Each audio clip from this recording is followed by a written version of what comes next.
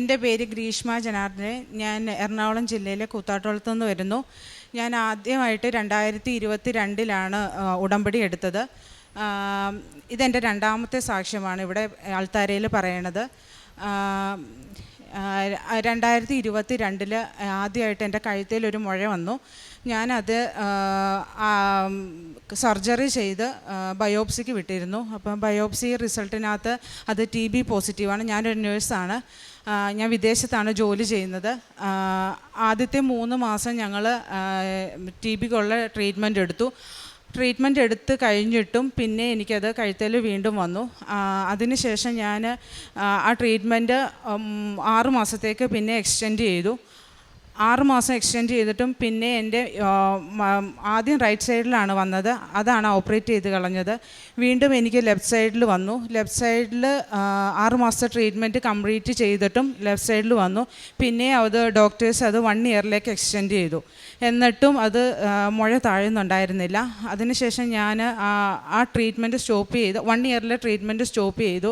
അതിനുശേഷം ഞാൻ ഉടമ്പടി തൈലും ഉപ്പും മാത്രം പുരട്ടി എൻ്റെ റൈറ്റ് സൈഡിലെ മുഴ സർജറി കൂടാതെ തന്നെ നല്ലോണം വീർത്തിട്ടുണ്ടായിരുന്നു. ആ മുഴ തന്നെത്താനെ പഴുത്ത് തന്നെത്താനെ പൊട്ടി ഉണങ്ങിപ്പോയി. അതിനുശേഷം എനിക്കത് ഉണ്ടായിട്ടേ ഇല്ല.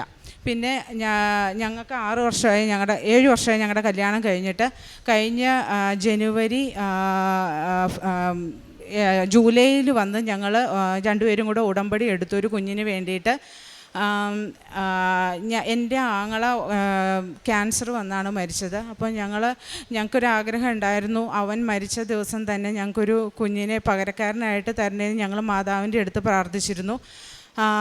മാതാവിൻ്റെ അടുത്ത് ഉടമ്പടി എടുത്തു. ഞങ്ങൾ ഇവിടുന്ന് പോകുന്നതിന് മുമ്പ് തന്നെ ഞങ്ങളുടെ കാരുണ്യപ്രവർത്തികളെല്ലാം ചെയ്തു.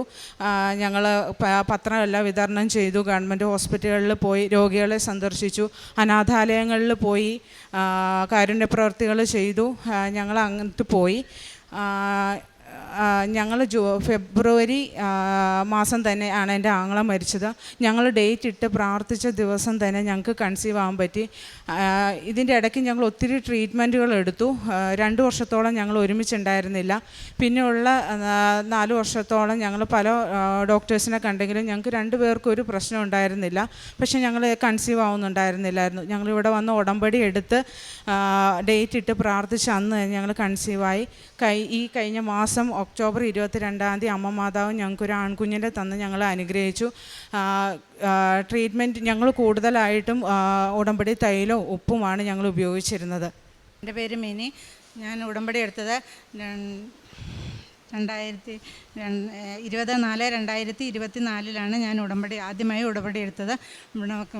ഉടമ്പടി എടുത്ത് മോളുടെ മുഴയ്ക്ക് വേണ്ടി മാത്രമായിരുന്നു. മോൾ നാട്ടിലില്ലായിരുന്നതുകൊണ്ട് മോൾക്ക് വേണ്ടിയായിരുന്നു ഉടമ്പടി എടുത്തിരുന്നത്. ഉടമ്പടിയിൽ വിശുദ്ധ തൈലവും ഉപ്പും എല്ലാം വിദേശത്ത് എത്തിച്ചു കൊടുത്തു. മോൾ ആ കാര്യം പറഞ്ഞല്ലോ. പിന്നെ ഞാൻ ഉടമ്പടി ഉപ്പും തൈലവും ഉപയോഗിച്ചുകൊണ്ട് 32 വർഷത്തോളമായ എൻ്റെ കാലിൽ ആണി, അതായത് ഇല്ലിമുള്ള് കൊണ്ടിട്ട് അതവിടെ ഇരുന്ന് ഉണങ്ങി പഴുത്ത് പോയതായിരുന്നു. അത് ആണിയായി മാറിയിട്ട് നടക്കാൻ ഒരു ഇതുമില്ലാതെ ആണിയായി മാറിയിരുന്നത് വിശുദ്ധ തൈലം ഉടമ്പടി ഉപ്പ് ഉപയോഗിച്ച് പൂർണ്ണമായി സുഖപ്പെട്ടു. ഒരു കുഴപ്പവുമില്ലാതെ ഇപ്പോൾ എനിക്ക് കാല് നല്ല സുഖമായിട്ടുണ്ട്. പിന്നെ ഞങ്ങൾക്ക് നല്ലൊരു ഭവനമില്ലായിരുന്നു. ഒരു വീട് വെച്ച് മാറി താമസിച്ചതിനകത്ത് ജനലുകളൊന്നും കൊടുക്കാൻ വയ്യാതെ ആ ഇടയ്ക്ക് മോനും സുഖമില്ലാതെ വന്നു. അപ്പോൾ എല്ലാം കൂടി ഞങ്ങളെ കൊണ്ട് താങ്ങാൻ പറ്റാത്തൊരവസ്ഥയിൽ ഞങ്ങൾ വീടിൻ്റെ പണി പൂർത്തിയാക്കാൻ പറ്റാതെ വന്നു. കാറ്റും മഴയും ഒക്കെ വരുമ്പോൾ എല്ലാ രീതിയിലും ഞങ്ങൾ നനഞ്ഞും ഉറുമ്പും നിസറും എല്ലാം പെരയ്ക്കകത്ത് കയറി ഈ കീമോ എടുത്ത കുഞ്ഞിനെയും കൊണ്ട് ഞങ്ങൾ വളരെ ബുദ്ധിമുട്ടി കഴിഞ്ഞു. അതിനുശേഷം ഞങ്ങൾ വാടക വീട്ടിലേക്ക് താമസം മാറി. ആ വീട് അവിടെ ഇട്ടിട്ട് ഉപേക്ഷിച്ച പോലെ തന്നെ ഞങ്ങൾ ഇട്ടിട്ട് പോന്നു. പക്ഷേ ഞങ്ങൾ ഉടമ്പടി എടുത്ത ശേഷം വിശുദ്ധ തൈല ഉപ്പും ആ പഴയ വീടിൻ്റെ ഭിത്തിയിൽ ഞങ്ങൾ പുരട്ടിയിട്ട് വിശ്വാസപ്രമാണം ചൊല്ലി പ്രാർത്ഥനാപൂർവ്വം ഞങ്ങൾ ആ വീടിനെ അടിച്ചു വാരി എല്ലാം ചെയ്ത ശേഷം തൈലമെല്ലാം പുരട്ടിയിട്ട് പോന്നു. ആ ഭവനം ഇന്ന് ഞങ്ങൾ ഉപേക്ഷിച്ച ഭവനം ഏറ്റവും നല്ല രീതിയിൽ 2 നില കെട്ടിടമായിട്ട് കർത്താവും ഞങ്ങളെ അനുഗ്രഹിച്ചു തന്നു. ആ വീടിൻ്റെ പാല് കാച്ചൽ ചടങ്ങ് കഴിഞ്ഞ ദിവസമായിരുന്നു. അതും ഈ കുഞ്ഞിൻ്റെ കാര്യവും ത്തിനും വേണ്ടിയാണ് ഞാൻ അധികമായി ഇത് എവിടെ ആശ്രയിച്ചിരുന്നത്, അമ്മയെ ആശ്രയിച്ചിരുന്നത്. അത് നടന്നു. അതുപോലെ ടൗണിലുള്ള സ്ഥലത്തിൻ്റെ കാര്യങ്ങൾക്ക് വേണ്ടിയും ഞാൻ ഇരുന്നാൽ സ്ഥലത്ത് കെട്ടിടം പണിതിട്ട് അതിന് നമ്പർ കിട്ടാതെ ഒരുപാട് ബുദ്ധിമുട്ടി. അത് 1 വർഷത്തോളം നമ്പർ കിട്ടാതെ കിടന്നിരുന്നു. ആ സ്ഥലത്തെ ഞങ്ങൾ എന്നും ചെല്ലുമ്പോൾ വില്ലേജിൽ നിന്നും നമ്പർ കിട്ടാതെ തിരിച്ചു പോരേണ്ടി വന്നിരുന്നു. അവസാനം ഹസ്ബൻഡ് പോയപ്പോൾ ഞാൻ വിശുദ്ധ തൈലം നെറ്റിയിൽ തൂത്ത് പ്രാർത്ഥിച്ചിട്ട് പറഞ്ഞു, ഈ 1 വർഷമായില്ലേ നടക്കുന്നു, ഇന്ന് പോകുമ്പോൾ കാര്യം നടക്കുമെന്ന്. അതുപോലെ തന്നെ എന്നും ചെല്ലുമ്പോൾ ചോദിക്കുന്ന ആ ഓഫീസർ ചേട്ടനെ പുറത്ത് കണ്ടപ്പോൾ തന്നെ പറഞ്ഞു, ആ തൈലം പൂശി നെറ്റിയിലൂടെ മുഖത്ത് നോക്കിയപ്പോൾ തന്നെ ആ ഓഫീസർ പറഞ്ഞു, നിങ്ങളുടെ കെട്ടിടത്തിൻ്റെ റെസിപ്റ്റ് ഞാൻ റെഡിയാക്കി വെച്ചിട്ടുണ്ട്, ശരിയായിട്ടുണ്ട്, ചേട്ടൻ വന്ന് വാങ്ങിച്ചുകൊള്ളാൻ. അങ്ങനെ വിശുദ്ധമായ തൈലവും ഉപ്പ് ഉപയോഗിച്ച് രോഗസൗഖ്യങ്ങളും ഒരുപാട് അനുഗ്രഹങ്ങളും ഞങ്ങൾക്ക് കിട്ടിയിട്ടുണ്ട്. ആ സ്ഥലത്ത് നല്ലൊരു ഭവനം പണിയുവാനും അങ്ങനെ ഒരു വീടിന് പകരം മാതാവ് 2 വീട് തന്ന് ഞങ്ങളെ അനുഗ്രഹിച്ചു. പിന്നെ കാരുണ്യ പ്രവർത്തികൾ എവിടെ പോയാലും എൻ്റെ ബാഗിൽ കൃപാസനത്തിൻ്റെ പത്രം ഉണ്ടാവും. യാത്രാവേളകളിൽ ബസ്സിലിരിക്കുന്ന ഓരോരുത്തർക്കും, ഞാൻ അടുത്തിരിക്കുന്നവർക്ക് എല്ലാവർക്കും പത്രം കൊടുത്തിട്ടും കൃപാസനത്തിൽ പോയിട്ടുണ്ടോ എന്ന് ചോദിക്കുകയും കൃപാസനത്തെക്കുറിച്ച് പറയുകയും അവർക്ക് എല്ലാവർക്കും പോകാൻ സാധിക്കാത്തവർക്ക്, പൈസ ഇല്ലാത്തവർക്ക് എല്ലാം ഞാൻ പൈസ കൊടുത്ത് കൃപാസനത്തിൽ ഒരുപാട് പേര് ഞാൻ പറഞ്ഞു വിട്ട് വന്നിട്ടുള്ളവരുണ്ട്. ഒത്തിരി പേര് ഉടമ്പടി എടുത്ത് പോന്നിട്ടുള്ളവരുണ്ട്. രോഗസൗഖ്യങ്ങൾ വന്നിട്ടുള്ളവരുണ്ട്. അതുപോലെ ഗവൺമെൻറ് ആശുപത്രിയിൽ എനിക്ക് പോയി പരിചയമില്ലായിരുന്നു. ഞാൻ പറഞ്ഞു, മാതാവേ എനിക്ക് പ്രേക്ഷിത വേല ചെയ്യാൻ കൃപാസനത്തിലെ പ്രേക്ഷിത വേല ചെയ്യുവാനായിട്ട് ഗവൺമെൻറ് ആശുപത്രിയിൽ പോയി പരിചയമില്ല. അപ്പോൾ കൂടെ പോരാമെന്ന് പറഞ്ഞ ഒരു കുട്ടി കൂടെ ഉണ്ടായിരുന്നു. അപ്പോൾ അവൾ പറഞ്ഞു, അന്ന് വിളിച്ചിട്ട് പറഞ്ഞു, ഞാൻ ഇന്ന് വരില്ല ചേച്ചി, എനിക്ക് പോകേണ്ട ആവശ്യമുണ്ട്. ഞാൻ മാതാവിനോട്, മാതാവേ എനിക്ക് ആരും കൂടെ ഇല്ലല്ലോ, കൂടെ വരണമെന്ന് പറഞ്ഞു. അപ്പോൾ ഞാൻ അവിടെ ചെന്ന് മുറ്റത്തിറങ്ങി നിന്നപ്പോൾ തന്നെ ആ ആശുപത്രിയിലെ റിട്ടയറായ ഒരു ചേച്ചി എന്നോട് ചോദിച്ചു, എന്താ ഇവിടെ നിൽക്കുന്നതെന്ന്. ഞാൻ പറഞ്ഞു, ചേച്ചി ഞാൻ പ്രേക്ഷിത പ്രവർത്തനത്തിന് വേണ്ടി വന്നതാണ്, രോഗികളെ കാണാൻ വേണ്ടി വന്നതാണെന്ന് പറഞ്ഞു. എന്നാൽ ചേച്ചി എനിക്ക് പരിചയമില്ല ഇവിടെ എന്ന് പറഞ്ഞു. ആരെങ്കിലും ഉണ്ടായിരുന്നെങ്കിൽ എനിക്ക് പരിചയത്തിൽ കയറാമായിരുന്നു എന്ന് പറഞ്ഞു. ആ ചേച്ചി എന്നോട് പറഞ്ഞു, ഞാനിവിടുത്തെ സ്റ്റാഫാണ്, റിട്ടയേർഡ് ചെയ്തിട്ട് 1 മാസമേ ആയുള്ളൂ, ബാ ചേച്ചിക്ക് എവിടെയാണ് പോകേണ്ടത്, ആരെയാണ് കാണേണ്ടത്. ആ ആശുപത്രിയിലെ മുഴുവൻ വാർഡുകളും എന്നെ കൊണ്ട് നടന്ന് കാണിച്ചു. വേണ്ട എല്ലാവർക്കും പൈസ സാമ്പത്തികമായി കൊടുക്കേണ്ടവർക്കെല്ലാം ഞാൻ കൊടുത്തു, ഭക്ഷണം വാങ്ങി കൊടുക്കേണ്ടവർക്ക് എല്ലാവർക്കും കൊടുത്തു. അതുപോലെ അനാഥാലയത്തിൽ സ്ഥിരമായി മോൻ്റെ സ്വർഗത്തിലെ എല്ലാ പിറന്നാളിനും ഞാൻ ഭക്ഷണം കൊടുക്കും. ആശുപത്രികളിലും ഭക്ഷണം കൊടുക്കും. എനിക്ക് സങ്കടമൊന്നുമില്ല, കാരണം ദൈവം ചോദിച്ച ഏറ്റവും നല്ല ഞാൻ ദൈവത്തിന് കാഴ്ചവെച്ചു. അതുപോലെ മോന് പകരമായി എനിക്ക് ഒരാൺകുഞ്ഞിനെയും നൽകി ദൈവം അനുഗ്രഹിച്ചു. ദൈവം തന്ന എല്ലാ അനുഗ്രഹങ്ങൾക്കും, കൃപാസന മാതാവ് തന്ന എല്ലാ അനുഗ്രഹങ്ങൾക്കും കോടാനുകോടി നന്ദി പറയാൻ ഈ അൾത്താരയിൽ കയറ്റി നിർത്തിയ മാതാവിന് നന്ദി പറഞ്ഞുകൊള്ളുന്നു. മാതാവിൻ്റെ സാന്നിധ്യം എനിക്ക് ഇവിടെ വന്ന് ആദ്യമായി ഞാൻ ഈ കൃപാസനത്തിൽ വന്നപ്പോൾ തന്നെ, എനിക്ക് ഇവിടെ വന്നിറങ്ങിയപ്പോൾ തന്നെ ആ തണുത്ത കാറ്റും എൻ്റെ മനസ്സും എല്ലാം മാറി. ഞാനിവിടെ വന്നിറങ്ങി തിരിച്ചു പോയിട്ട് അപ്പം അന്ന് ഉപവാസത്തോടു കൂടി 2 ദിവസം ഒരുങ്ങിയാണ് ഞാനിവിടെ കൃപാസനത്തിൽ ഇതെടുക്കാൻ വേണ്ടി, ഉടമ്പടി എടുക്കാൻ വേണ്ടി വന്നത്. ഞാൻ തിരിച്ചു പോയപ്പോൾ ചേട്ടനോട് ഞാൻ പറഞ്ഞു, നമുക്കൊരു ഗ്ലാസ് വെള്ളം കുടിക്കാമെന്ന് പറഞ്ഞു. ഈ പുറത്തിറങ്ങി അന്ന് ഇവിടെ കരിക്ക് വെട്ടുന്ന സ്ഥലം ഉണ്ടായിരുന്നു. ആ സ്ഥലത്ത് നിന്ന് ആ ചേട്ടൻ കരിക്ക് വാങ്ങി കരിക്ക് വെട്ടിക്കൊണ്ടിരുന്നപ്പോൾ ഞാൻ മുകളിലേക്ക് വെറുതെ നോക്കിയപ്പോൾ മഴവില്ല്. ഞാൻ ചേട്ടനോട് പറഞ്ഞു, ഒരുപാട് വർഷങ്ങൾക്ക് ശേഷമാണ് മഴവില്ല് ഇവിടെ കാണുന്നതെന്ന്. അത് കഴിഞ്ഞാണ് അച്ഛൻ്റെ ധ്യാനങ്ങളൊക്കെ കൂടുന്നത്. ആ ധ്യാനം കൂടുമ്പോഴാണ് ഞാൻ അറിയുന്നത്, അച്ഛൻ പറയുന്ന മഴവില്ല് ഉടമ്പടിയുടെ അടയാളമാണെന്ന്. അങ്ങനെ അച്ഛൻ്റെ എല്ലാ ധ്യാനങ്ങളും കൂടുവാനും എല്ലാ പ്രയറുകളും കൃത്യമായി കൂടുവാനും എനിക്ക് സാധിക്കുന്നുണ്ട്. 2 രാജാക്കന്മാർ 3-ാം അധ്യായം 17-ാം തിരുവചനം അരുളി ചെയ്യുന്നു, ഈ വരണ്ട അരുവിത്തടം കുളങ്ങൾ കൊണ്ട് ഞാൻ നിറയ്ക്കും, കാറ്റോ മഴയോ ഉണ്ടാകയില്ല, അരുവിത്തടം ജലം കൊണ്ട് നിറയും, നീയും കാലിക്കൂട്ടവും മൃഗങ്ങളും അത് കുടിക്കും. കർത്താവിന് ഇത് നിസ്സാരമാണ്.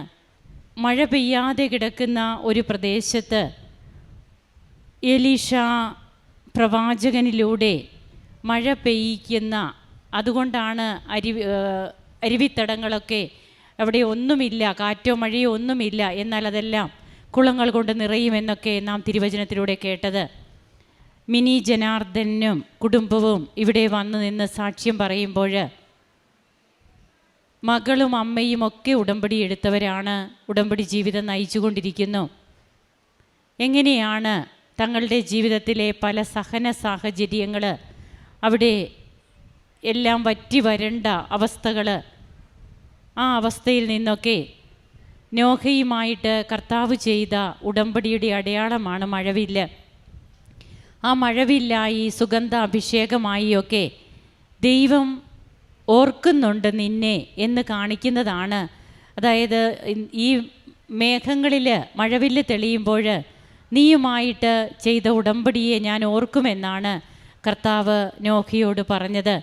അപ്പോൾ ഈ കുടുംബത്തെ മറന്നിട്ടില്ല, നിങ്ങളെ ഞാൻ ഓർക്കുന്നുണ്ട് എന്നുള്ളതാണ് ഈ മകള് ഇവിടെ ഉടമ്പടി എടുക്കാൻ വരുമ്പോഴേ ഈ മകൾക്ക് അമ്മയുടെ മധ്യസ്ഥതയിലൂടെ ഈശോ കൊടുക്കുന്ന സന്ദേശം. അങ്ങനെ സുഗന്ധാഭിഷേകവും ഒക്കെ തനിക്കുണ്ടാകുന്നു. പിന്നീട് ജീവിതത്തിൽ ഒരു വീടിന് പകരം 2 വീട്, അതുപോലെ തൻ്റെ മകളുടെ കുഞ്ഞിൻ്റെ കാര്യം, അതുപോലെ ഈ മകൾക്ക് ലഭിച്ച രോഗസൗഖ്യം, അതിനാണ് ഈ അമ്മ ഇവിടെ വന്നത്. എങ്ങനെയാണ് തനിക്ക് ആ മുഴ പൊട്ടിപ്പോകുന്നു, അത് ഉടമ്പടി നേർച്ച വസ്തുക്കൾ മാത്രം ഉപയോഗിച്ചിട്ടുള്ള കാര്യമാണ്. അങ്ങനെ ഒത്തിരിയേറെ തങ്ങൾക്ക് സാധ്യമല്ലാത്ത പല കാര്യങ്ങളും ഉടമ്പടിയിലൂടെ ലഭിച്ചു. അതിന് ഈ മക്കൾ എന്തെല്ലാമാണ് ചെയ്യുക? തൻ്റെ മകൻ്റെ നിര്യാണത്തിൽ അതിന് ദുഃഖമുണ്ട്, എന്നാൽ ഇന്ന് അതിനേക്കാൾ ഉപരി പ്രേക്ഷിത പ്രവർത്തനങ്ങളിലൂടെ, കാരുണ്യ പ്രവർത്തികളിലൂടെ ഈശോയുടെ അടുത്തായിരിക്കുന്ന ആ മകനും അതിൽ സന്തോഷിച്ചുകൊണ്ട് മറ്റുള്ള മക്കൾക്ക് വേണ്ടിയിട്ട് എങ്ങനെയാണ് ഈ കുടുംബം ഇന്ന് തങ്ങളുടെ കാരുണ്യ പ്രവർത്തനങ്ങളൊക്കെ ഒത്തിരിയേറെ വ്യത്യസ്തമായിട്ട് ചെയ്യുന്നത്. ഈ വ്യത്യസ്തതയാണ് കർത്താവിന് വേണ്ടി ജീവിക്കുമ്പോൾ നമുക്കും ഉണ്ടാകേണ്ടത്. നാം സാധാരണ പോലെ ജീവിച്ചാൽ പോരാ, ഉടമ്പടി എടുത്തതിന് ശേഷം വ്യത്യസ്തമായ ഒരു ചൈതന്യമാണ് നമുക്കുണ്ടാകേണ്ടത്. അതാണ് ദേശം ഒറ്റുനോക്കാൻ പോയ കാലബിനുണ്ടായിരുന്ന ചൈതന്യം വ്യത്യസ്തമാണെന്ന് ജോഷുവയുടെ പുസ്തകത്തിൽ നാം വായിക്കുന്നുണ്ട്. ഈ വ്യത്യസ്തമായ ചൈതന്യമാണ് ഇവിടെ കൊണ്ടുവന്ന് നിർത്തി ഓരോ കുടുംബത്തെയും സാക്ഷ്യം പറയിപ്പിക്കുന്നതും. നമുക്ക് ദൈവത്തെ ആരാധിക്കാം, മഹത്വപ്പെടുത്താം, കരങ്ങളടിച്ച് ഈശോയ്ക്കും അമ്മയ്ക്കും നന്ദി പറയാം. അത്യപൂർവ ദൈവാനുഭവങ്ങൾ ഇനി നിങ്ങൾക്കും സ്വന്തം.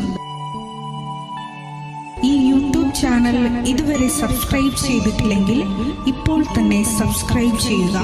ഈ വീഡിയോ ഇപ്പോൾ തന്നെ നിങ്ങളുടെ സുഹൃത്തുക്കൾക്ക് ഷെയർ ചെയ്തുകൊണ്ട് കർത്താവിൻ്റെ പ്രേക്ഷിതരാകുക.